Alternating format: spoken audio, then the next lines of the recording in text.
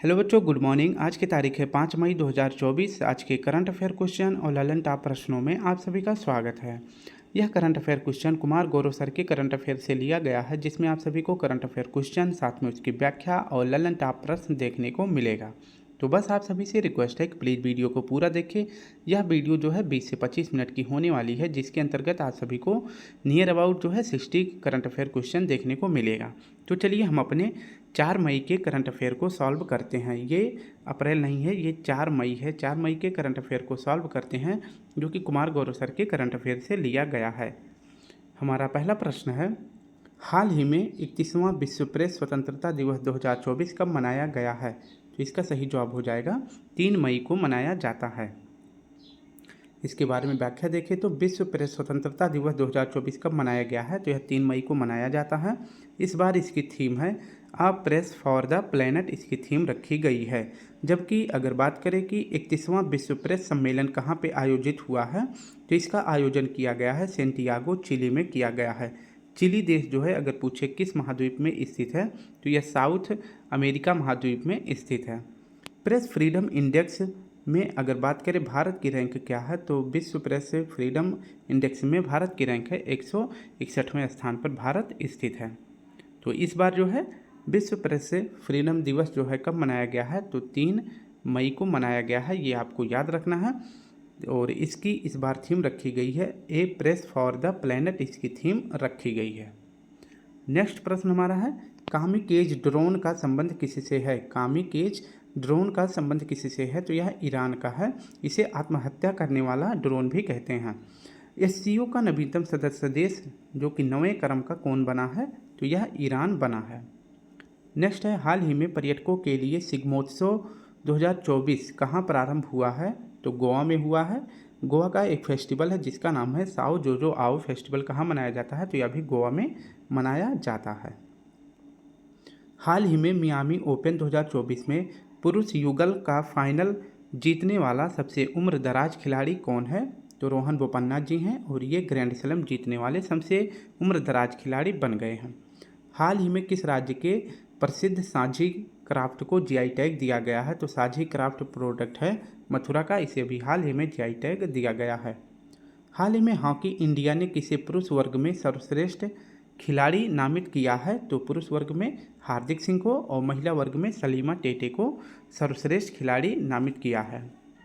हमारा दूसरा प्रश्न है, हाल ही में किसे दूसरी बार green Oscar Whitley gold award 2024 से सम्मानित किया है? तो इसका सही जवाब हो जाएगा पूर्णिमा देवी बर्मन जी को। व्हिटली गोल्ड अवार्ड, इसे जो है ग्रीन ऑस्कर अवार्ड भी कहते हैं। इस अवार्ड की शुरुआत 2007 में होती है यूके यानी इंग्लैंड सरकार के द्वारा। इंग्लैंड सरकार के द्वारा 2007 में व्हिटली गोल्ड अवार्ड की शुरुआत होती है।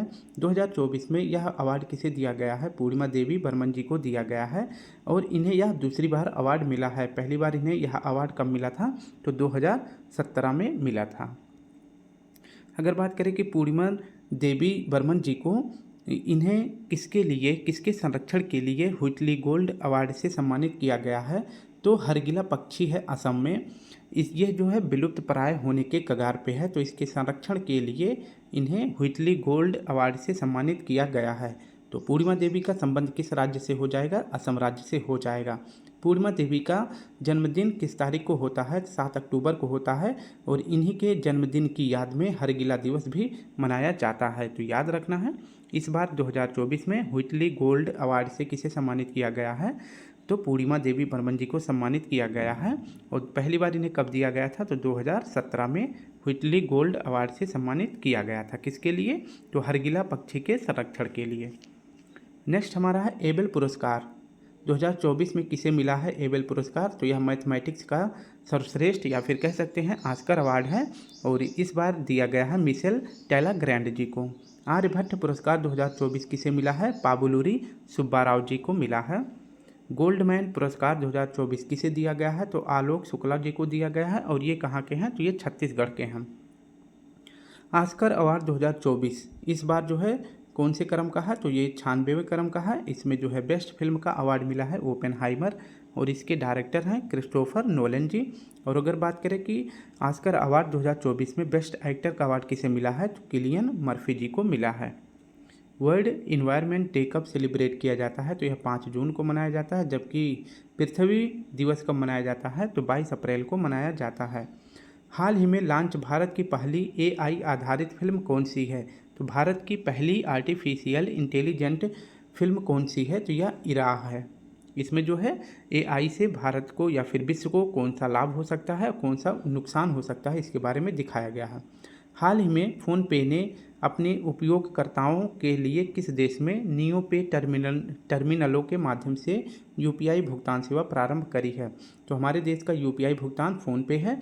और UAE का भुगतान करने वाला कह सकते हैं UPI कौन सा है, तो इसका नाम है नियो पे। नियो पे कहाँ का है, UAE का है। इसी के साथ जो है फ़ोनपे ने क्या किया है, समझौता किया है UAE में भुगतान करने के लिए, ठीक है। नेक्स्ट है, हाल ही में पेरिस ओलंपिक के लिए क्वालिफाई करने वाली एकमात्र भारतीय भारोत्तोलक कौन है, तो मीराबाई चानू जी हैं। और इन्होंने 2020 टोक्यो ओलंपिक में सिल्वर मेडल जीता था। हाल ही में 56वीं राष्ट्रीय खो खो चैंपियनशिप 2023-24 का समग्र विजेता बना है, तो 56वें क्रम की राष्ट्रीय खो खो चैंपियनशिप 2023-24 का पुरुष वर्ग और महिला वर्ग में चैंपियन कौन बना है, तो महाराष्ट्र बना है। नेक्स्ट प्रश्न है, तीसरा प्रश्न, हाल ही में भारत चीन के बीच विवाद स्थल बनी सक्सगाम घाटी कहाँ स्थित है, तो भारत और चीन के बीच विवाद का स्थल बनी सक्सगाम घाटी किस श्रेणी में स्थित है, तो काराकोरम श्रेणी में स्थित है। ऑप्शन ए सही हो जाएगा। ट्रांस हिमालय जो है इसकी 3 श्रेणियां हैं, और इसकी पहली श्रेणी है काराकोरम, दूसरी है लद्दाख, तीसरी है जास्कर श्रेणी। तो काराकोरम श्रेणी में ही सियाचिन युद्ध स्थल जो कि विश्व का सबसे ऊंचा स्थल है स्थित है। इसके बाद काराकोरम श्रेणी में सक्सगाम घाटी भी स्थित है, और काराकोरम श्रेणी की सबसे ऊंची चोटी है माउंट केटू, जिसकी ऊंचाई है 8611 मीटर। तो आपको याद रखना है सक्सगाम घाटी किस श्रेणी में स्थित है, तो काराकोरम श्रेणी में स्थित है, जो कि इंडिया और चीन के बीच जो है विवाद का कारण बना है। ये भी आपको याद रख लेना है, ठीक है। अब थोड़ा सा मैप के माध्यम से देख लेते हैं। इधर जो है चाइना का कब्जा है। ये जो है भारत का जो जम्मू कश्मीर इलाका है, जो भारत के उत्तर पूर्वी यूनियन टेरिटरी है जम्मू कश्मीर, ये भारत का मैप है, ठीक है। तो इसमें जो है जो उत्तर पूर्व का कह सकते हैं कि जो जम्मू कश्मीर के उत्तर पूर्व का राज्य है उस पे जो है किसका अधिकार है, तो चाइना का, जिसे अक्साई चीन कहते हैं। और जबकि उत्तर पश्चिम पे जो है किसका कब्जा है, जिसे POK क्षेत्र कहते हैं, इस पर जो है किसका कब्जा है, तो पाकिस्तान का कब्जा है। 1962 में जो है चीन और भारत के बीच में युद्ध होता है, जिसमें चीन जो है जीत जाता है, और ये वाला क्षेत्र जो है चीन पर इसका अधिकार हो जाता है, जिसे अक्साई चीन कहते हैं। फिर इसके बाद क्या होता है, पाकिस्तान को लगता है कि चीन जो है भारत से रक्षा कराएगा हमारा। पाकिस्तान को ये लगता है कि चीन हमारी मदद करेगा, और इसी की खुशी में या फिर इसी याद में जो है चीन को जो है 1963 में चीन को जो है सक्सकाम वैली जो है पाकिस्तान चीन को गिफ्ट कर देता है। ये है सक्सकाम घाटी, जो ये काले कलर का आप देख रहे हैं, ये है सक्सकाम घाटी। और यहाँ पे जो हल्का डार्क कह सकते हैं येलो कलर का है, ये है सियाचिन घाटी। इस पे जो है भारत का कब्जा है, और इसके ऊपर जो डार्क कलर का है इस पर भी पाकिस्तान का कब्जा था, लेकिन 1963 में पाकिस्तान ने इसे किसे दे दिया, तो इसे चीन को दे दिया, ठीक है। तो याद रखना है। तो सक्सकाम वैली पर किस देश के बीच में विवाद बना हुआ है, भारत और चाइना के बीच में विवाद बना हुआ है, क्योंकि चीन जो है यहाँ से एक रोड बना रहा है। तो चीन जो है यहाँ पे क्या बना रहा है, एक रोड बना रहा है। तो इसी विवाद को मतलब भारत चाहता है कि भारत का ये क्षेत्र जो है भारत का है, POK जो है पूरा भारत का है, और इस पर जो है जब चाइना सड़क बनाता है तो इस पर जो है भारत टोका टाकी करता है। तो इसलिए याद रखेंगे सक्सकाम वैली में किसके बीच विवाद है, भारत और चाइना के बीच में। नेक्स्ट देखें तो विश्व की सबसे ऊंची युद्ध स्थल कौन सा है, तो यह सियाचिन है। सियाचिन जो है किस घाटी में स्थित है, तो नुब्रा घाटी में स्थित है। अगर बात करें सियाचिन में जो है ऑपरेशन मेघदूत के माध्यम से जो है यहाँ पर पाकिस्तानियों का कब्जा हो गया था, तो भारत ने जो है ऑपरेशन मेघदूत चला के भारत सियाचिन से जो है पाकिस्तान को भगा दिया था। तो ऑपरेशन मेघदूत कब चलाया गया था? तो 1984 में भारत के द्वारा चलाया गया था, क्योंकि सियाचिन पे जो है पाकिस्तानियों को कब्जा हुआ था, तो उनको भगाने के लिए 1984 में जो है भारत ने मेघदूत ऑपरेशन चला के इनको भगा दिया था। ठीक है। अगर बात करें कि सियाचिन में तैनात होने वाली पहली महिला अधिकारी कौन बनी है, तो कैप्टन शिवा चौहान है, जो इस विश्व के सबसे ऊंचे युद्ध स्थल पर तैनात पहली महिला अधिकारी बन गई हैं। नेक्स्ट देखें तो संघाई तीरंदाजी विश्व कप 2024, इसका आयोजन कहाँ पे किया गया था? तो चीन में किया गया था, संघाई क्षेत्र में। इसमें जो है संघाई तीरंदाजी विश्व कप में भारत ने कुल 8 मेडल जीते थे, जिनमें से 5 गोल्ड था। और इसमें जो है संघाई तीरंदाजी विश्व कप में भारत की तरफ से व्यक्तिगत और महिला तरफ से और मिक्स तीनों क्षेत्र में पहली गोल्ड मेडल जीतने वाली पहली महिला कौन बनी है? तो ज्योति बेन्नम बनी है। ये भी आपको याद रख लेना है। हाल ही में स्कोर्स 2.0 का अनावरण किसने किया है? तो स्कोर्स 2.0 का अनावरण किया गया है सेबी के द्वारा। और क्यों शुरू किया गया है? क्योंकि निवेशकों की समस्याओं का समाधान करने के लिए स्कोर्स 2.0 सेबी ने शुरू किया है। इसके साथ सेबी ने एक और पोर्टल शुरू किया है जिसका नाम है सारथी पोर्टल। नेक्स्ट है, हाल ही में निर्वाचन आयोग ने किसे यूथ आइकन नियुक्त किया है? तो आयुष्मान खुराना को किया है। हाल ही में चर्चा में रहे G2G समझौते का संबंध किससे है? भारत और इजराइल के बीच यह समझौता हुआ है। हाल ही में भारतीय सेना में हवाई सुरक्षा के लिए कौन सा कमांड एंड कंट्रोल सिस्टम शामिल किया गया है? तो आकाश तीर शामिल किया गया है। चौथा प्रश्न है हमारा, हाल ही में दुनिया का सबसे गहरा ब्लू होल कहाँ खोजा गया है? दुनिया का सबसे गहरा ब्लू होल कहाँ खोजा गया है? तो यह खोजा गया है मैक्सिको में। इसके बारे में व्याख्या देखें तो वर्ल्ड डीपेस्ट ब्लू होल ये कहाँ पे खोजा गया है? तो यह मैक्सिको में खोजा गया है। इसका नाम क्या है? तो इस ब्लू होल का नाम है तामजा ब्लू होल, इसका नाम है। इस ब्लू होल की समुद्र तल से गहराई कितनी है? तो 1380 फीट इसकी गहराई है। यहाँ पर प्रकाश भी नहीं पहुँचता है, इसे आप याद रखेंगे। ठीक है। फीफा विश्व कप 2026 का आयोजन अगर पूछे कहाँ पर होगा, तो यह नॉर्थ अमेरिका में होगा। ठीक है, नॉर्थ अमेरिका में होगा। नॉर्थ अमेरिका के अंतर्गत मैक्सिको, यूएसए और कनाडा आते हैं। तो 2026 में फीफा विश्व कप का आयोजन कहाँ किया जाएगा? मैक्सिको, यूएसए और कनाडा में किया जाएगा। इसके बाद अगर बात करें तो दुनिया का दूसरा सबसे गहरा ब्लू होल कहाँ पे खोजा गया है? मैक्सिको में खोजा गया है, जिसकी गहराई कितनी है? तो 1380 फीट है। नेक्स्ट हमारा है, लोनार झील कहाँ स्थित है? तो यह महाराष्ट्र में स्थित है। और ये जो है किसके निर्माण से बना है? तो यह उल्का पिंड के गिरने से लोनार झील का निर्माण हुआ है। यानी कि जो अंतरिक्ष से उल्का पिंड गिरते हैं तो वह पृथ्वी पर गिरा था और महाराष्ट्र में गिरा था, और इसी से जो है जो गड्ढा हुआ था उसी का नाम दे दिया गया लोनार झील, जो कि उल्का पिंड के गिरने से बना है। विश्व का सबसे गहरा गर्त कौन सा है? तो मेरियाना ट्रेंच है। और यह किस महासागर में है? तो यह प्रशांत महासागर में स्थित है। विश्व प्लास्टिक संधि पर वार्ता का चौथा सत्र कहाँ आयोजित हुआ है? तो यह ओटावा कनाडा में इसका आयोजन किया गया है। हाल ही में लॉन्च नई पुस्तक द आइडिया ऑफ डेमोक्रेसी के लेखक कौन है? तो सैम पित्रोदा हैं। हाल ही में हुरन ग्लोबल यूनिकॉर्न इंडेक्स 2023 में भारत को कौन सा स्थान मिला है? तो ग्लोबल यूनिकॉर्न इंडेक्स 2024 में भारत को तीसरा स्थान मिला है। हाल ही में नई स्वर्ण समर्थित मुद्रा जिग किसने लॉन्च किया है? तो जिग लॉन्च किया है जिम्बाब्वे ने। नेक्स्ट हमारा है पांचवा प्रश्न, हाल ही में अमूल T20 विश्व कप 2024 में किस क्रिकेट टीम का प्रायोजक बना है? तो अमूल जो है T20 विश्व कप 2024 में किसका प्रायोजक बना है? किस टीम का? तो दक्षिण अफ्रीका और यूएसए का प्रायोजक कौन बना है? अमूल बना है। इसके बारे में व्याख्या देखें तो T20 वर्ल्ड कप 2024 इसका आयोजन कब से होगा? तो यह जून में शुरू होगा, यानी कि अगले मंथ ही जो है T20 वर्ल्ड कप शुरू हो जाएगा। T20 वर्ल्ड कप 2024 का आयोजन किस देश में होगा? तो यूएसए और वेस्ट इंडीज में इसका आयोजन किया जाएगा। इस बार जो है इसका 9वां क्रम है, और पहली बार जो है T20 वर्ल्ड कप कब हुआ था? तो 2007 में हुआ था। और फाइनल मैच जो है किसके बीच में खेला गया था? तो इंडिया और साउथ अफ्रीका के बीच में खेला गया था, जिसमें इंडिया पहली बार T20 वर्ल्ड कप का विजेता बन जाता है। और उप विजेता कौन बना था? तो साउथ अफ्रीका बना था। इस बार जो है 2024 में T20 वर्ल्ड कप के ब्रांड एम्बेसडर कौन बने हैं? तो युवराज सिंह, क्रिस गेल और उसेन बोल्ट बने हैं। ये भी आपको याद रख लेना है। 2024 T20 में कुल कितनी टीम खेलने वाली हैं? तो 20 टीम खेलने वाली हैं। जिसमें जो है आयरलैंड और स्कॉटलैंड का स्पॉन्सर कौन बना है यानी प्रायोजक कौन बना है, तो नंदिनी ब्रांड बना है, जो कि कर्नाटक मिल्क फाउंडेशन का ब्रांड है। तो कर्नाटक मिल्क फाउंडेशन का ब्रांड कौन सा है, तो नंदिनी ब्रांड है, जो कि स्पॉन्सर बना है किसका, आयरलैंड और स्कॉटलैंड टीम का बना है।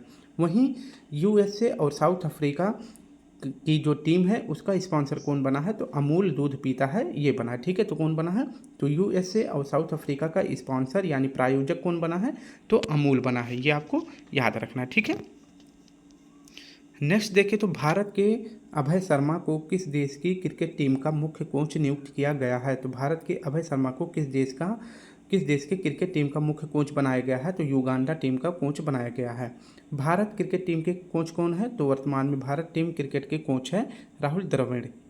T20 वर्ल्ड कप में ब्रांड एम्बेसडर मैंने बता दिया है। हाल ही में सुविधा पोर्टल किसने लॉन्च किया है।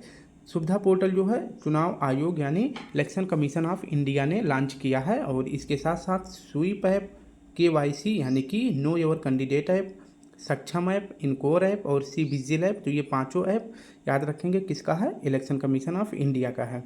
अगर बात करें इलेक्शन कमीशन ऑफ इंडिया के वर्तमान अध्यक्ष कौन है, तो राजीव कुमार है, और 2 उपाध्यक्ष होते हैं जिनका नाम है सुखविंदर और ज्ञानेश, तो ये भी आपको याद रख लेना है। नेक्स्ट हमारा है, हाल ही में अंतर्राष्ट्रीय नारकोटिक्स कंट्रोल बोर्ड ने किसे तीसरे कार्यकाल के लिए चुना है, तो जगजीत पावड़िया जी को चुना है। हाल ही में सी डोम रक्षा प्रणाली किसने लॉन्च किया है, तो सी डोम रक्षा प्रणाली लॉन्च किया है इजराइल ने। यह जो है किस पे स्थापित किया गया है, तो यह समुद्र लेवल पर स्थापित, यह समुद्र में स्थापित किया गया है। और वहीं अगर बात करें आयरन डोम, यह कहाँ पर स्थापित किया गया है, तो यह जमीन या स्थल पर स्थापित किया गया है। तो दोनों रक्षा प्रणाली किस देश की हैं, तो इजराइल का है। नेक्स्ट प्रश्न हमारा है, हाल ही में अमेरिकी राष्ट्रपति के स्वर्ण स्वयं सेवक पुरस्कार 2024 से किसे सम्मानित किया गया है, तो स्वर्ण स्वयं सेवक पुरस्कार से सम्मानित किया गया है आचार्य लोकेश मुनि जी को। छठा प्रश्न हमारा, हाल ही में NPCI ने UPI के समान भुगतान प्रणाली विकसित करने के लिए पहली बार अंतर्राष्ट्रीय स्तर पर किसके साथ समझौता किया है, तो इसका सही जवाब हो जाएगा नामीबिया के साथ समझौता किया है। इसके बारे में व्याख्या देखें तो UPI के समान पहला अंतर्राष्ट्रीय समझौता NPCI ने किसके साथ किया है, तो नामीबिया के साथ UPI के समान पहला अंतर्राष्ट्रीय समझौता किया है। NPCI का फुल फॉर्म होता है national payment corporation of India, इसका जो है फुल फॉर्म होता है। अगर बात करें कि UPI के समान पहला अंतर्राष्ट्रीय समझौता NPCI ने किसके साथ किया है, नामीबिया के साथ किया है। क्यों किया है, क्योंकि तत्काल भुगतान करने के लिए पहली बार इस प्रकार की अंतर्राष्ट्रीय समझौता किया गया है नामीबिया के साथ। अगर वहीं बात करें UPI का फुल फॉर्म होता है यूनिफाइड पेमेंट इंटरफेस, इसका फुल फॉर्म होता है। और UPI को कब लॉन्च किया गया था, 2016 में लॉन्च किया गया था। तो नामीबिया के लिए UPI की तरह पेमेंट सिस्टम अपनाएगा, और इसमें जो है NPCI बैंक ने साझेदारी की है। ठीक है, अब नेक्स्ट बात करें कि पहला यूरोपीय देश जिसने UPI को अपनाया है कौन सा है, तो पहला यूरोपियन देश जिसने UPI को अपनाया है नाम है फ्रांस। UPI को अब तक अपना चुके देश कौन कौन से हैं, श्रीलंका ने अपनाया है, मॉरिशस ने अपनाया है, सिंगापुर ने अपना लिया है और UAE ने अपनाया है। UAE ने किसके साथ समझौता किया है, तो नियो पे के साथ। ठीक है, तो जो भारत का फ़ोन पे है उसने किसके साथ समझौता किया है, तो उसने UAE के नियो पे के साथ समझौता किया है। जबकि UPI पे नाउ कहाँ लॉन्च हुआ है, तो यह सिंगापुर में लॉन्च किया गया है। भारत में अपग्रेडेबल ATM किसने लॉन्च किया है, तो हिताची पेमेंट सर्विसेज ने लॉन्च किया है, और हिताची ने ही भारत का पहला UPI ATM लॉन्च करने वाला देश भी बना था। और कब लॉन्च किया था, तो 2023 में लॉन्च किया था। हाल ही में लक्षद्वीप में शाखा खोलने वाला पहला निजी बैंक कौन सा है, तो HDFC बैंक है। हाल ही में भारत में पहली बार किस देश ने लिंडी कैमरून को महिला उच्चायुक्त पद पर नियुक्त किया है, तो इंग्लैंड ने नियुक्त किया है। अब तक जो है भारत में उच्चायुक्त के पद पर पुरुष को नियुक्त किया जाता है, लेकिन पहली बार ब्रिटेन ने लिंडी कैमरून यानी महिला को उच्चायुक्त के पद पर नियुक्त किया है, तो याद रख लेना है। भारतीय सेना संयुक्त सैन्य अभ्यास डस्टलिक किसके साथ प्रारंभ करेगी, तो डस्टलिक अभ्यास भारत और उज्बेकिस्तान के बीच में आयोजित होता है। हाल ही में पारंपरिक उत्सव फसल उत्सव पुथंडू का आयोजन कहाँ हुआ है, पुथंडू डू से मैच करेंगे तो याद हो जाएगा तमिलनाडु में। 7वां प्रश्न है, हाल ही में 8 ट्रिलियन रुपए से अधिक के मार्केट कैप के साथ भारत की शीर्ष 5 कंपनियों में शामिल होने वाली उपलब्धि किसने हासिल की है? तो आईसीआईसीआई बैंक ने हासिल की है। इसके बारे में अगर अध्ययन करें तो मार्केट कैप को जो है बाजार पूंजीकरण भी कहते हैं। और मार्केट कैप में शामिल होने वाली अगर बात करें कि भारत की पहली बैंक कौन सी है, तो एचडीएफसी बैंक है। और इसके साथ साथ जो है आईसीआईसीआई बैंक ने इसमें शामिल हुआ है। ठीक है, और इन दोनों बैंकों का अगर टोटल मार्केट कैप पूछे कितना हो गया है, तो $8 ट्रिलियन हो गया है। ठीक है, अगर बात करें कि मार्केट कैप अगर किसी भी कंपनी में बात करते हैं कुल शेयर कितना है, तो इसी को जो है मार्केट कैप कहते हैं। और मार्केट कैप का पता लगाने के लिए किसी भी कंपनी का कुल शेयर इंटू एक शेयर की कीमत को जो है आपस में मल्टीपल करके उसका टोटल मार्केट कैप निकाला जा सकता है। ठीक है, तो भारत में टॉप पर कौन सी कंपनी है मार्केट कैप में? तो रिलायंस है। दूसरे नंबर पर पूछे तो टीसीएस है, टाटा की टीसीएस कंपनी है। अगर वहीं बात करें बैंक के क्षेत्र में, पहले नंबर पर सबसे ज़्यादा मार्केट कैप किस बैंक का है? तो एचडीएफसी का है। और दूसरे नंबर पर किसका बन गया है? तो आईसीआईसीआई बैंक का बन गया है। ये दोनों कंपनियां जो है मिलकर कितने मार्केट कैप का निर्माण कर रही हैं? तो दोनों मिलकर जो है $8 ट्रिलियन रुपए का निर्माण कर रही हैं। ठीक है, अगर वही बात करें आईसीआई बैंक की स्थापना कब हुई थी, तो 1994 में हुआ था। इसका मुख्यालय कहाँ पे है? तो इसका मुख्यालय है मुंबई में। तो ये आपको याद रखना है। आईसीआई बैंक भारत की टॉप 5 कंपनियों में शामिल जिनका मार्केट कैप $8 ट्रिलियन के पार पहुंचा। लक्षद्वीप में ब्रांच खोलने वाला पहला निजी क्षेत्र का बैंक कौन सा है? तो एचडीएफसी है। हाल ही में चर्चा में रहे संस्मरण यानी कि कथा, ये कहानी किसकी है? तो नाइफ कविता किसने लिखी है? तो सलमान रुश्दी जी ने लिखी है।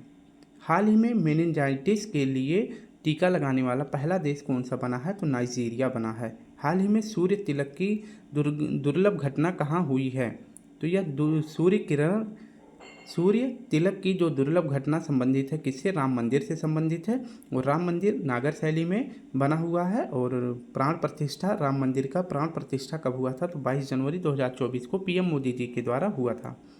हाल ही में भारत ने किसके सहयोग से हिंद महासागर निगरानी प्रणाली इंडोस को फिर से सक्रिय करने की घोषणा करी है? तो इंडोस को फिर से सक्रिय करने की घोषणा इंडिया ने किसके साथ करी है? यूएसए के साथ करी है। 8वां प्रश्न है, हाल ही में चर्चा में रहे #प्ले ट्रू अभियान का संबंध किससे है? तो #प्ले ट्रू अभियान संबंधित है ऑप्शन डी राष्ट्रीय डोपिंग रोधी एजेंसी से संबंधित है। इसके बारे में अध्ययन करें तो #प्ले स्टोर अभियान जो है यह किसके द्वारा शुरू किया गया है? तो यह नाडा के द्वारा शुरू किया गया है। नाडा का फुल फॉर्म होता है नेशनल एंटी डोपिंग एजेंसी। और इसे क्यों शुरू किया गया है? क्योंकि स्वच्छ खेल हो सके, डोपिंग को ख़त्म करना, यानी कि खेल भावना के अंतर्गत देखते होंगे कि कभी कभी जो सुनाई देता है कि इस खिलाड़ी ने नशीले पदार्थों का सेवन करके दौड़ लगाया या फिर कोई जंप करा, तो नशीले पदार्थों का सेवन रोकने के लिए नाडा के द्वारा प्ले ट्रू अभियान शुरू किया गया है। ठीक है, अभी कुछ दिनों पहले बताया गया था कि विश्व में डोपिंग के मामले में यानी कि खेल भावना के अंतर्गत नशा करने के मामले में भारत को कौन सा स्थान प्राप्त है? तो भारत जो है डोपिंग के मामले में पहला स्थान प्राप्त किया था। और वहीं दूसरे स्थान पर साउथ अफ्रीका ने डोपिंग के लिए जाना जाता है। ठीक है, तो नशे के मामले में पहला स्थान भारत का है और दूसरा स्थान है साउथ अफ्रीका का, जो कि खेल भावना के अंतर्गत ऐसा नहीं करना चाहिए। ठीक है, किसी भी मादक पदार्थ का उपयोग करके खेल नहीं खेलना चाहिए। तो इसी को खत्म करने के लिए #प्ले ट्रू अभियान शुरू किया गया है नाडा के द्वारा, जिसका फुल फॉर्म होता है नेशनल एंटी डोपिंग एजेंसी। इसका उद्देश्य क्या है? तो नाडा का उद्देश्य है नशीले पदार्थ के उपयोग को रोकना, इसका जो है उद्देश्य है। और नाडा के ब्रांड एम्बेसडर कौन बनाए गए हैं? तो सुनील शेट्टी जी बनाए गए हैं। तो आपको याद रखना है NADA India is #play true ready. यह जो है अभियान किसके द्वारा शुरू किया गया है? तो नाडा के द्वारा शुरू किया गया है। पंडित लच्छू महाराज पुरस्कार किसे दिया गया है? तो 2024 में पंडित लच्छू महाराज पुरस्कार दिया गया है सायरा बानो को और हेमा मालिनी जी को दिया गया है। पंडित लच्छू महाराज का संबंध किस शास्त्रीय नृत्य से है? तो इनका संबंध है कथक से। ठीक है, और कथक का अर्थ क्या होता है? तो कथक का अर्थ होता है कथा। ठीक है, तो कथा से जो है कथक का रूप बना है। हाल ही में भारत की पहली हाइब्रिड पिच किस क्रिकेट स्टेडियम में स्थापित की गई है? तो हाइब्रिड पिच किस क्रिकेट स्टेडियम में स्थापित की गई है? धर्मशाला में। और धर्मशाला स्टेडियम कहाँ पे है? हिमाचल प्रदेश में है। हाल ही में कृत्रिम वर्षा के कारण कहाँ बाढ़ का प्रकोप देखा गया है? तो दुबई में देखा गया है। सिल्वर आयोडाइड के कारण कृत्रिम वर्षा कराई जाती है। लता दीनानाथ मंगेशकर पुरस्कार से किसे सम्मानित किया गया है? तो भी तीसरी बार जो है मतलब इस पुरस्कार का आयोजन अब तक जो है मतलब कितनी बार दिया जा चुका है? तो 3 बार दिया जा चुका है, यानी कि 3 लोगों को दिया गया है और तीसरी बार किसे मिला है? अमिताभ बच्चन को मिला है। हाल ही में भारत ने ब्रह्मोस सुपरसोनिक क्रूज मिसाइल प्रणाली की पहली खेप किसे निर्यात की है? तो फिलीपींस को निर्माण करी है। ब्रह्मोस सुपर क्रूज मिसाइल का निर्माण किसने किया है? तो इंडिया, और इंडिया की मदद इसमें किसने करी है? तो रूस ने इसमें इंडिया की मदद करी है। 9वां प्रश्न है, हाल ही में पहली बार दिल्ली दुबई रूट पर एयरबस A350-900 के साथ अंतर्राष्ट्रीय यात्रा की शुरुआत किसने की है? तो एक नया रूट या फिर कहें तो एक नया एरोप्लेन शुरू किया गया है जिसका नाम है एयरबस A350-900। यह शुरू किया गया है दिल्ली से दुबई के रूट पर। पर्सनली दिल्ली से दुबई को जोड़ने के लिए यह नया एयरबस शुरू किया गया है जो कि एक प्लेन है। और यह किसने शुरू किया है? तो एयर इंडिया ने शुरू किया है। ऑप्शन सी सही हो जाएगा। इसके बारे में व्याख्या देखें तो एयर इंडिया ने अभी नया हवाई जहाज़ शुरू किया है जिसका नाम है एयरबस A350-900 जो कि दिल्ली और दुबई रूट पर मतलब उड़ान भरने वाली है। और यह पहली एयरलाइंस बनी है जिसका क्या नाम है? एयरबस A350-900 है। और इसकी क्षमता कितनी है? तो यह जो है इसकी क्षमता है 15,000 किलोमीटर। तो याद रखना है एयरबस किसके द्वारा शुरू किया गया है? एयर इंडिया के द्वारा, जो कि दिल्ली से दुबई के बीच में लॉन्च हुआ है। ठीक है। नेक्स्ट है एयरबस कंपनी अगर पूछे किस देश की है तो यह फ्रांस की है। जबकि बोइंग कंपनी कहाँ की है? तो यह USA की स्पेस जो कह सकते हैं हवाई जहाज़ वाली कंपनी है। द विनर्स माइंड सेट पुस्तक किसकी है? तो यह पुस्तक है शेन वाटसन की और ये जो है ऑस्ट्रेलिया के क्रिकेटर हैं। हाल ही में केंद्र सरकार ने LGBTQ समुदाय पर किसकी अध्यक्षता में समिति का गठन किया है? तो राजीव गौबा जी के समिति के साथ जो है राजीव गौबा जी की अध्यक्षता में LGBTQ समुदाय पर एक समिति का गठन किया है। LGBTQ समुदाय पर जो है अभी पर्यटन कहाँ पर आयोजित किया गया है? तो विश्व स्तर पर पर्यटन स्थापित किया गया है, मतलब पर्यटन मनाया गया है नेपाल में। ठीक है। हाल ही में GI टैग प्राप्त तिरंगी बर्फी और धलुआ मूर्ति धातु शिल्प का संबंध किससे है? तो यह दोनों प्रोडक्ट वाराणसी के हैं। हाल ही में विश्व पृथ्वी दिवस 2024 कब मनाया गया है? तो 22 अप्रैल को मनाया गया है। और 2024 में इसकी थीम रखी गई है ग्रह वर्सेस प्लास्टिक, इसकी थीम रखी गई है। हाल ही में कैंडिडेट शतरंज टूर्नामेंट का खिताब जीतने वाले सबसे कम उम्र के चैलेंजर कौन बने हैं? तो D गुकेश बने हैं। 10वां प्रश्न है, हाल ही में वर्ष 2023 में परिपक्व होने वाले फ्लोटिंग रेट बॉन्ड किसने लॉन्च किया है? तो 2023 में परिपक्व होने वाला फ्लोटिंग रेट बॉन्ड जारी किया है RBI ने। ठीक है। ऑप्शन डी सही हो जाएगा। फ्लोटिंग रेट बॉन्ड यह जो है परिपक्व वर्ष कब तक के लिए लॉन्च किया गया है? तो फ्लोटिंग रेट बॉन्ड शुरू किया गया है RBI के द्वारा। और कब तक, मतलब यह कब तक लॉन्च किया गया है? तो 2023 तक यह लॉन्च रहेगा। और किसने लॉन्च किया है? तो RBI ने लॉन्च किया है। तो फ्लोटिंग रेट बॉन्ड या परिपक्व वर्ष 2023 के लिए लॉन्च किया गया है। और किसके द्वारा? तो RBI के द्वारा लॉन्च किया गया है। इसमें जो है ब्याज दर कितना बताया गया है? तो फ्लोटिंग रेट बॉन्ड पे ब्याज दर बताया गया है 8%। और यह मार्केट वैल्यू पर स्थापित होगा, यानी कि अगर बाजार में उतार या चढ़ाव होगा तो इसमें परिवर्तन होता रहेगा। ये फिक्स जो है ब्याज दर नहीं रहेगा, कभी बढ़ भी सकता है तो कभी घट भी सकता है। यह किस पर डिपेंड करता है? तो यह बाजार पूंजीगत पर डिपेंड करता है। तो ये आपको याद रखना है। RBI ने फ्लोटिंग रेट बॉन्ड 2034 पर 8% ब्याज की घोषणा करी है। RBI के बारे में कुछ महत्वपूर्ण तथ्य देख लेते हैं। तो RBI के लिए जब RBI की स्थापना होती है तो कौन सा एक्ट लागू होता है? तो एक्ट आया था RBI के लिए 1934 एक्ट आया था, सन 1934 में आया था। और अगर बात करें RBI की स्थापना के लिए कौन सी आयोग की स्थापना की गई थी? तो यंग हिल्टन या फिर इसे शाही आयोग भी कहते हैं। आरबीआई की स्थापना कब होती है? तो 1 अप्रैल 1935 में होता है। आरबीआई का मुख्यालय, जब आरबीआई की स्थापना होती है 1935 में, तो उस टाइम पे जो है आरबीआई का मुख्यालय कोलकाता में था, लेकिन 1937 से आरबीआई का मुख्यालय कहाँ पे ट्रांसफ़र कर दिया जाता है? मुंबई में, और अभी फ़िलहाल मुंबई में ही स्थापित है। आरबीआई का राष्ट्रीयकरण कब किया गया था? तो 1 जनवरी 1949 को किया गया था। आरबीआई के फर्स्ट गवर्नर कौन थे? तो ओसबॉर्न स्मिथ जी थे। जबकि अगर बात करें आरबीआई के पहले गवर्नर कौन थे? ओसबॉर्न स्मिथ थे। जबकि भारतीय पहले गवर्नर कौन थे? तो सेडी देशमुख थे। और वर्तमान में आरबीआई के गवर्नर कौन है? तो शक्तिकांत दास जी हैं। बैच ओपन स्क्वैश विजेता कौन बने हैं? तो बैच ओपन स्क्वैश विजेता बने हैं वी सेंथिल कुमार, और इनका खेल है स्क्वैश के, ये फेमस खिलाड़ी हैं। हाल ही में सबसे बड़ा मंदिर महोत्सव त्रिशूरपुरम 2024 कहाँ आयोजित हुआ है? केरल में हुआ है। और केरल के किस मंदिर में त्रिशूरपुरम का आयोजन किया जाता है? तो सबरीमाला मंदिर में आयोजित किया जाता है। हाल ही में Laureus world sports of the year के पुरस्कार से सम्मानित होने वाली पहली महिला फुटबॉलर कौन है? तो एताना बोनामाटी हैं महिला वर्ग में, जो कि स्पेन की हैं, और पुरुष में नोवाक जोकोविच हैं, जो कि सर्बिया के हैं। हाल ही में भारत की सबसे बड़ी जलवायु घड़ी कहाँ प्रारंभ हुई है? तो नई दिल्ली में स्थापित हुई है, ये भी याद रखेंगे। और लास्ट हमारा है, भारत का असम राज्य वर्ष 2025 में BWF विश्व जूनियर चैंपियनशिप की करेगा मेजबानी।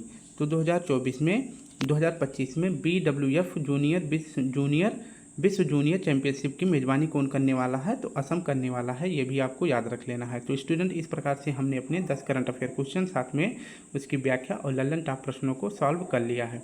अगर वीडियो अच्छी लगे तो प्लीज़ स्टूडेंट वीडियो को लाइक शेयर कमेंट जरूर करें। कल फिर मिलते हैं, तब तक के लिए आप सभी को प्यारा सा जय हिंद जय भारत।